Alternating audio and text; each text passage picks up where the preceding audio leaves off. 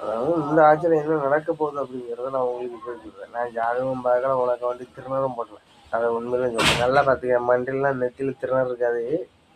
ஆனால் இந்த ஆட்சியில் வந்து 5 வருஷத்தில் இதை நீ இன்னைக்கு டேட்டை குறித்து வச்சுக்க. இன்னைக்கு தேதி எத்தனை திரும்ப என் வீட்டில் நம்ம வீட்டில் வந்து இன்னைக்கு வந்து செவ்வாய்க்கிழமை பேசிக்கிட்டு இருக்கோம். உங்களுக்கு சத்தியமாக இப்போ ஒரே நிமிஷத்தில் உங்களுக்கு டேரெக்டாக தெளிவாகவே சொல்லுவேன். இன்னைக்கு செவ்வாய்க்கிழமை. அப்போ இன்னைக்கு செவ்வாய்க்கிழமை 26ஆம் தேதி 5வது மாதம் 26 2026 வருடம்.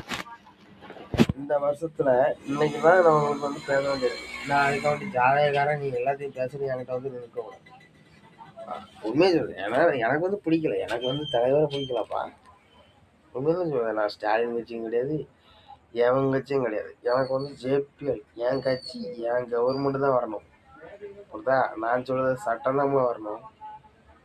நான் எவன் கையும் காலையும் பிடிச்சின்னு அவன் புண்ணிய ஊம்புக்கு நான் போக மாட்டேன். அவன் கை காலில் விழுந்து அவன் 5 பைசா என் வந்து தரக்கூடாது. நான் தான் என் கட்சியை காப்பாற்றுறேன். என் கட்சிக்கு வேண்டி என் மக்கள் வரணுன்றதான் நான் பேசுவேன். அதனால் இந்த 26ஆம் ஆண்டில் இன்றைக்கி ஆட்சி தொடங்கி 31ஆவது ஆண்டில் ஆட்சியை முடிக்கிறதுக்குள்ள உனக்கு 24 லட்சம் கோடி ரூபா கடன்.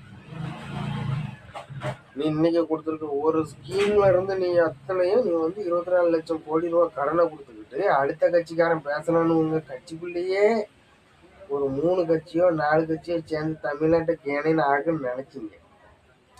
ஆனால் நான் உண்மையை சொல்றேன், உண்மையிலே பொதுமக்கள் எனக்கு வந்து உழைப்பாங்களா? ஒரு நாள் உழைப்பாங்க. அன்னைக்கு வந்து 3 பேருமே கொலை பண்ணிட்டு முடிச்சிருவோம்ல, உன் கேஸே முடிச்சிருவோம். சரியா? ஆனால் இவ்வளோ கொள்ளடிச்சிட்டு தான் நீ எங்களுக்கு நல்லது செய்யணுங்கிற அவசியம் கூட எங்களுக்கு கிடையாது.